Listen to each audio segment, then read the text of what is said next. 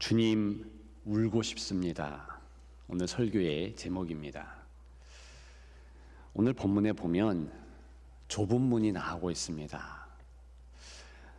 앙드레 지드의 좁은 문이라는 소설이 있지요. 바로 오늘 본문에서 모티브와 제목을 가져왔습니다. 그리고 공전에 히트를 치게 되었지요. 그 소설이 소설주랭의 소설이고 고전 중에 고전이라 일컫습니다. 그런데 그 소설을 보게 되면 사랑의 갈등이 있습니다. 남녀 주인공 사랑의 갈등이지요. 참 애틋합니다. 그런데 끝내 해결되지 않아요. 계속 어렵고 끝에는 참 아쉽고 또 아쉽게 끝을 맺습니다.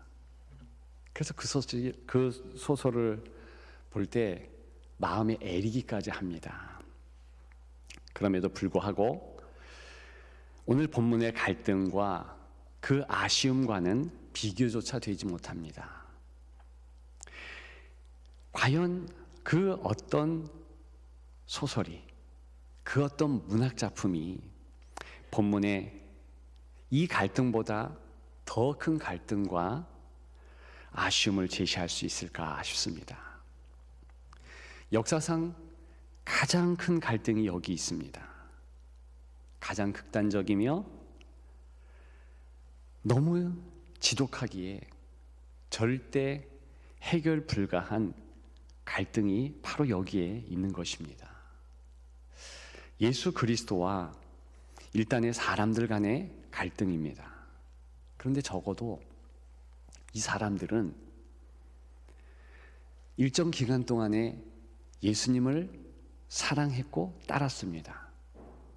그리고 오늘 본문을 보게 되면 이들은 계속해서 주님을 사랑한다고 스스로 여긴 것으로 보여집니다.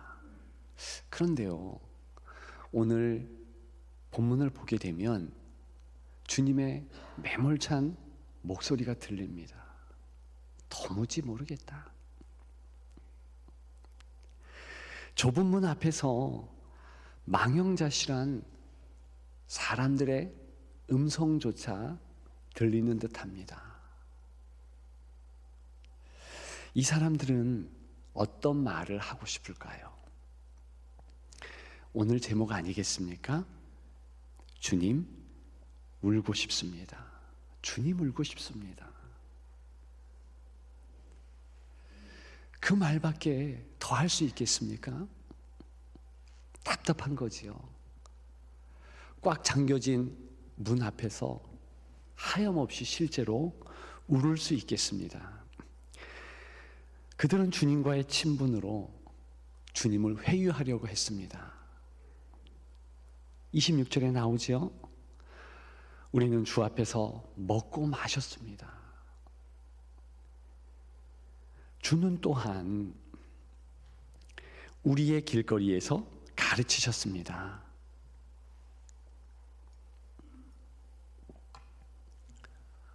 예수 그리스도 또한 그런 그들에게 말씀하셨습니다. 오늘 본문에 주께서 말씀하신 내용들을 한마디로 요약 정리하면 이렇습니다. 너희는 울어야 할 때 울지 않았다. 정말 그랬습니다. 이 사람들은요, 주님이 울 때 함께 울지 않았습니다. 주님의 사랑의 감정에 무감각했어요. 누가복음에는 사랑하는 사람들을 향한 주님의 눈물이 촉촉히 배겨 있습니다.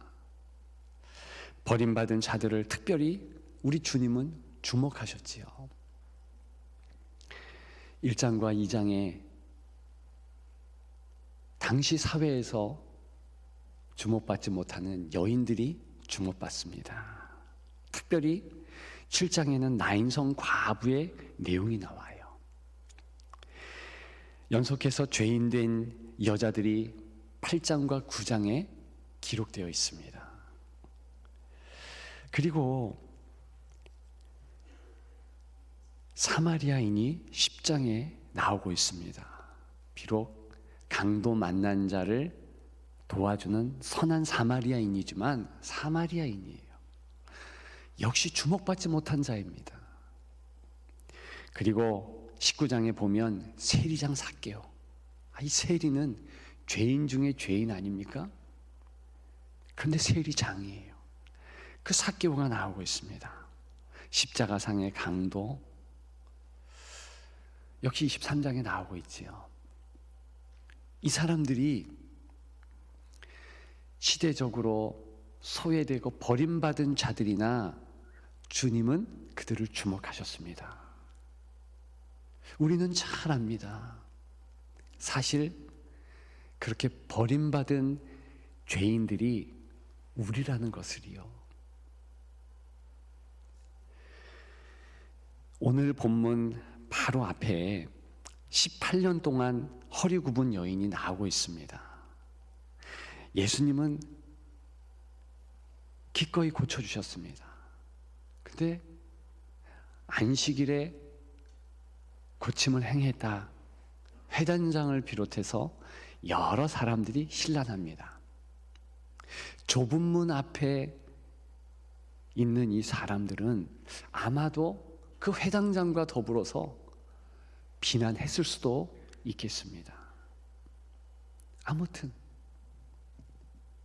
좁은 문 앞에 그 사람들, 확실한 것은 그들도 과거에 어느 시기에는 주님 앞에 반드시 물었어야 했고 반드시 주님 앞에 회개했으며 그리고 주님이 그토록 사랑하시는 불쌍한 자들을 긍휼히 여기며 같이 눈물을 흘려야 했다는 것입니다. 근데 그렇지 않았어요. 여러분, 오늘 본문에 보게 되면 특히 좁은 문 앞에 있는 사람들의 출처에 대해서 주님은 모른다 그런 말씀을 하십니다. 정말 모르셨을까요? 그거 아니죠. 나는 너희가 어디에서 왔는지 알지 못하노라. 알지 못하노라 2번 얘기하셔요. 왜 이렇게 강조하실까요? 주님과 관련 없음을 말씀하고 있는 거죠. 만일 주님의 가족이라면, 주님의 진정한 공동체라면 주님의 마음을 모를 리 없습니다. 주님의 사랑의 감정, 무감각하게 대할 수 없다는 것입니다. 당연히 주님이 긍휼히 여기시는 그 모습대로 그들 역시도 긍휼히 여기고 불쌍히 여기겠지요. 그런데 본문의 이 사람들은 그런 내용이 없다는 것입니다. 그래서 도무지 모르겠다 말씀하시는 거죠. 주님이 울 때 함께 울지 않았고 주님의 사랑이 전해질 때 함께 전하면서 사랑하지 못한 것입니다. 신학자여 위대한 목회자인 조나단 에드워즈는 그런 말을 했습니다. 참된 신앙은 거룩한 감정에 있다. 참으로 옳은 말이에요. 특히 그리스도와 같은 감정을 가지는 것이 참된 신앙인입니다. 그런데 좁은 문 앞에 사람들은요, 굳은 마음을 가진 거예요. 주님이 그토록 강경하게 책망하는 이유를 우리는 알 듯합니다. 처음부터 주님은요, 그 모습을 제일 싫어하셨어요. 마가복음 3장이지요. 저희 마음의 완악함을 근심하사 노하심으로 그랬습니다. 우리 주님은요, 강팍한 마음 가진 사람에게 크게 노하셨다는 거예요.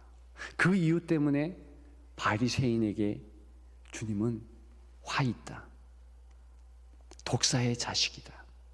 그렇게 질책하신 거 아니겠습니까?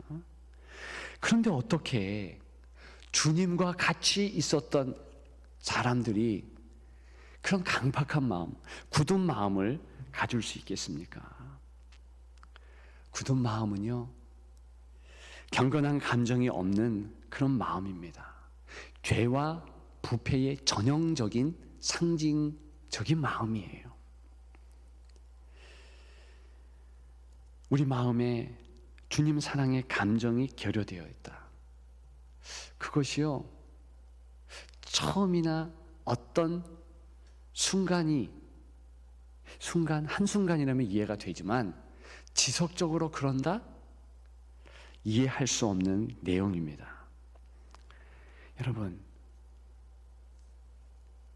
오늘 본문의 사람들은요, 분명히 주님을 잘 알고 있었습니다. 그래서 주여 주여 했지요. 더 나아가서 마태복음 7장에 의하면 그들은 선지자 노릇도 했어요. 그리고요, 그들은 주께서 주시는 권능을 행사하기도 했습니다. 귀신을 쫓아내고 또 놀라운 일들을 했지요. 그런데 그것이 주님의 식구다, 주님의 가족이다, 그런 증거는 되지 못합니다.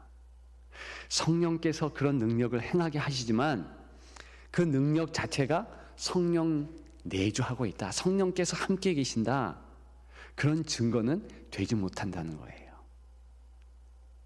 성령께서 함께 하시면 반드시 예수 그리스도의 마음을 갖게 됩니다. 성령은 거친 마음을 어루만지사 부드럽게 하신다, 그랬잖아요. 여러분, 제가 종종 사랑에 대하여 말씀을 드렸습니다. 적어도 성경에서 말하는 사랑은 감정이 아니고 외적인 행동이 나타나는 것이다 말씀드렸어요. 여러분, 한번 생각해 보십시오. 그 옛날 요나가 하나님께서 니느웨에 가서 하나님 사랑의 마음을 전해서 회개하라, 외치라, 사명을 받았잖아요. 근데 니느웨 사람들이 정말 싫었습니다. 도망갔어요. 나중에 잡혀와서 증거했지만 사랑의 감정을 가지고 증거했겠습니까? 그렇지 않아요. 그냥 형식적으로 외쳤을 뿐입니다. 그것이 사람이에요. 그럴 때가 없지 않습니다. 그럼에도 불구하고 예수 그리스도의 사랑에 집중하고 성령께서 계속 내주하시면 어떻게 되느냐? 하나님의 사랑이, 예수 그리스도의 그 사랑의 감정이 바깥에서 안으로 들어오게 되는 것입니다. 자연히 그렇게 되는 거예요. 그래서 요나서의 끝을 보게 되면 하나님은 그 하나님의 사랑, 애끓는 그 사랑과 자비를요 가르쳐 주십니다.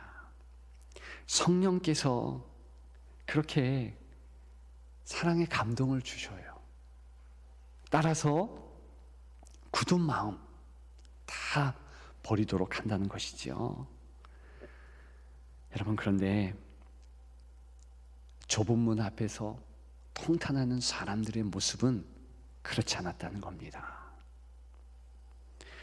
주님이 울 때만 같이 울지 않았을까요? 아니에요. 주님이 웃을 때도 함께 웃지 않았습니다. 주님이 즐거워할 때 같이 즐거워해야 하는데 그렇지 않았어요. 여러분, 주님이 베다니에 있었을 때 일입니다. 한 가련한 여인이 향유를 가지고 와요. 비싼 향유죠? 주님 머리에 들이붓습니다. 그때 가룟 유다가 한마디 합니다. 불쾌하게 소리를 쳐요. 가난한 자들을 위할 것 왜 허비하느냐? 아니, 우리 주님께서 저 여인의 헌신을 기념한다, 그 말은 기뻐하고 계신다는 거거든요. 그런데 반대의 감정을 보입니다. 그런데 한 사람이 아니네요. 여러 사람들이 그런 반감을 보이네요. 확실히 그 가운데에 좁은 문 앞에 있는 이 사람들이 있었다는 것입니다. 여러분, 주님이 분노할 때 주님의 사람들은 같이 의분을 느낍니다. 주님이 실망할 때 역시 같이 실망해요. 그런데 이 사람들은 그 주님의 실망조차 무시했다는 거죠. 감정을 철저히 무의미하게 생각했습니다. 여러분, 오늘 본문의 그 좁은 문을 한번 생각해 보십시오. 어떤 사람들은요, 그 문이 절대 좁지 않습니다. 하나님의 사람들, 가뿐히 그 문을 통과하거든요. 그 사람들에게는 그 문이요, 넓은 문입니다. 운동장 같이 넓고 대궐의 문만큼 활짝 열리는 그런 문이죠. 어떤 하나님의 사람들입니까? 하나님의 마음을 잘 알고 적절히 반응하는 사람들입니다. 거룩한 감동이 있는 사람들이지요. 예를 들어 사도 바울을 보십시오. 이 사도 바울은요, 종종 감정을 격하게 표현합니다. 빌립보서 2장 같은 곳에 보면 그냥 기뻐한다가 아니라 기뻐하고 또 기뻐한다. 빌립보서 4장 같은 곳에는요, 큰 기쁨으로 기뻐했다 그래요. 그냥 기쁨이 아니지요. 고린도후서 7장에는 더욱 기뻐했다. 6장에는요, 항상 기뻐한다. 대표 트레이드 한마디 아니겠습니까? 사도 바울은요, 어느 곳에든 나 항상 기뻐한다, 그런 표현을 해요. 거기서 끝나는 것이 아니죠. 사도행전 20장에 보니까 이 바울은요, 눈물 흘리는 것도 모든 겸손과 모든 눈물로 주를 섬겼다 해요. 눈물로 각 사람을 가르쳤다고 합니다. 왜 이런 감정의 표현이 있을까요? 주님이 그러셨으니까. 주님이 기뻐하시니까 거기에 응해서 이 사도 바울도 너무 기쁜 거예요.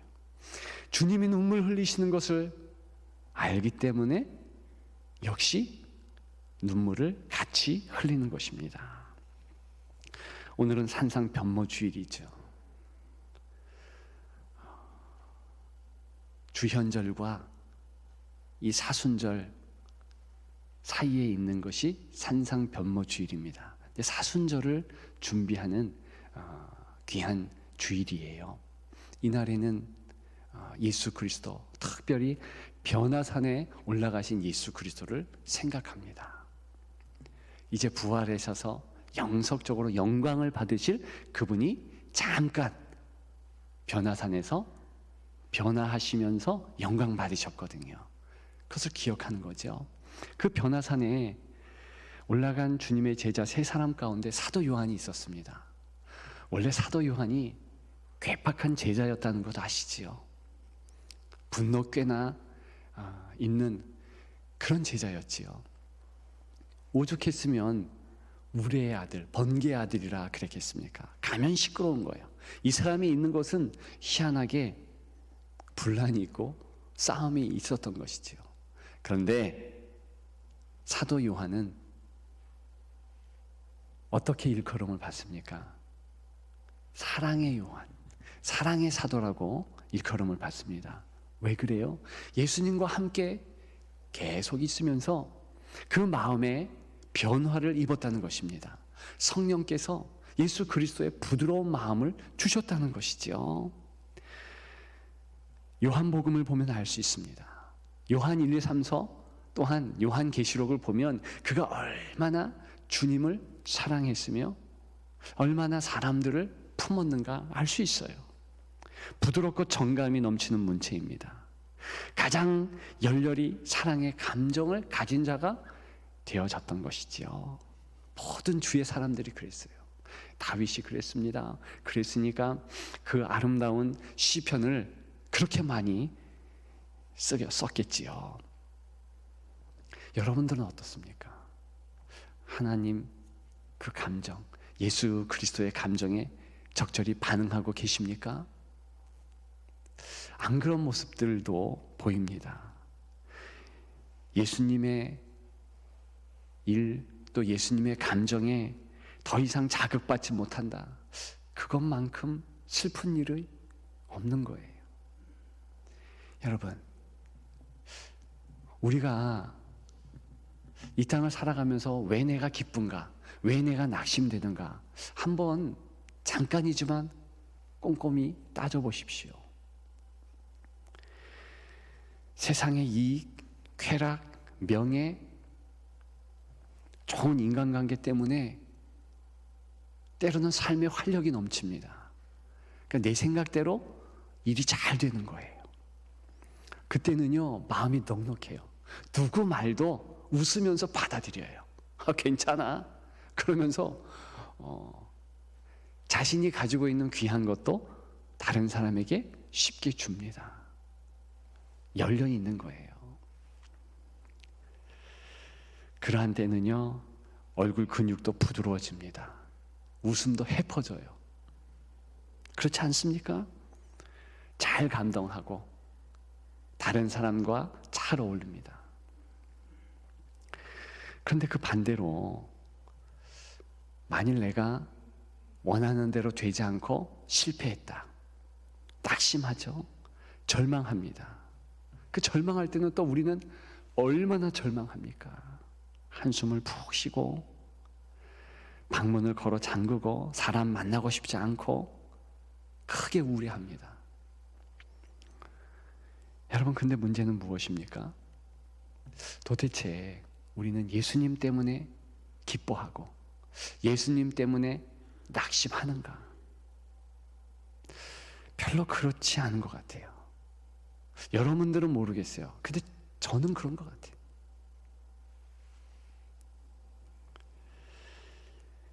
여러분, 도대체 예수님이 누구신데 우리는 그분에게 대하여서 이렇게 홀대하고 있을까요? 그분의 감정을 그냥 등한시하고 있는 것일까요? 여러분, 한번 생각해 보십시오. 주님은요, 천국에 대하여서 누차 복음서에 이야기합니다. 예를 들어서 요한복음 14장, 그 천국에는 거할 곳이 많다. 만면의 웃음을 띄우시면서 기쁨으로 감격해서 주님은 말씀하시는데 우리는 그 천국에 대하여서 별로 감동을 못 받습니다. 차라리 로또 복권 1,000만 원 맞는 거, 그게 더 기쁘지. 1,000만 원은 좀 큰가요? 한 100만 원. 그게 더 기쁘지. 천국 들어간다는 사실 때문에 기쁘지 않다는 거지요. 성경 끝자락에 감동스러운 장면이 나옵니다. 이번에는 우리 주님께서 우리의 문을 두드리십니다. 십자가에 못 박히신 그 손으로 여러 번 두드리시지요. 무엇을 원하십니까? 주님의 유일한 목적은 여러분들의 행복입니다. 영원한 행복. 그래서 상한 치유, 상한 감정의 치유를 원하시는 거죠. 상한 감정 가지지 않은 사람이 없습니다. 여러분, 얼른 문을 여십시오. 그리고 당장 말하십시오. 주님, 울고 싶습니다. 그리고 그분을 모시고 그 사랑의 감정에 지속적으로 반응하십시오. 여러분, 그러면 승리합니다. 그러면 이 땅이 천국 됩니다. 볼지어다 내가 문 밖에 서서 두드리노니 누구든지 내 음성을 듣고 문을 열면 내가 그에게로 들어가 그로 더불어 먹고 그는 나로 더불어 먹으리라. 우리가 두드릴 때는 너무 늦습니다. 주님의 마음에, 그 감정에 항상 공감하시는 여러분들 되시기를 주님의 이름으로 축복합니다.